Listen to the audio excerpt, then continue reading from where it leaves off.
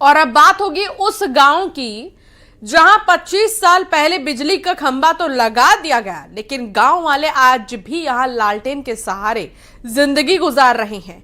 इस गांव को जुगनू वाला गांव कहते हैं और ऐसा इसीलिए क्योंकि यहां जो बिजली भी आती है उसकी रोशनी जुगनू से ज्यादा नहीं है। देखिए रिपोर्ट।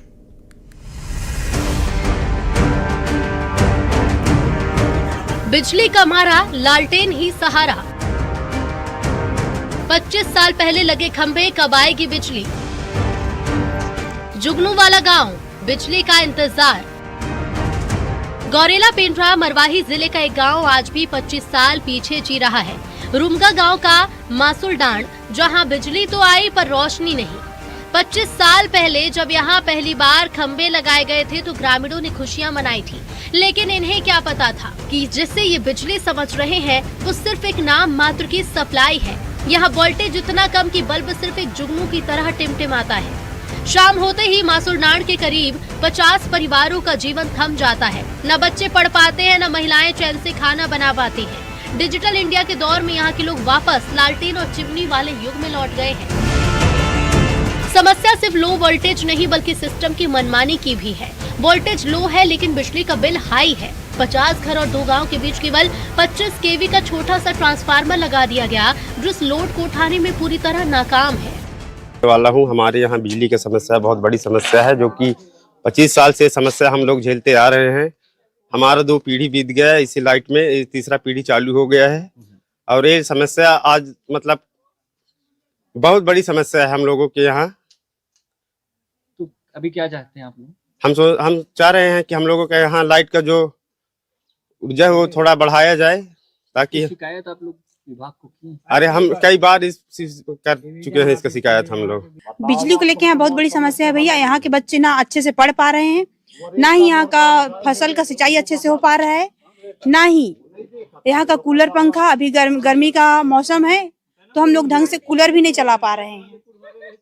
विभाग को इसकी जानकारी आप दी? विभाग को भैया मैं कलेक्टर मैडम को 3 मार्च 2025 को एक लेटर दी थी, कोई सुनवाई नहीं हुआ। और अभी 27 फरवरी 2026 को फिर मैं एक लेटर जारी की, उसमें भी कलेक्टर मैडम कोई सुनवाई नहीं की है अभी तक। बिजली विभाग क्या कह रहे हैं मामले में? बिजली विभाग कोई ध्यान नहीं दे रहे हैं।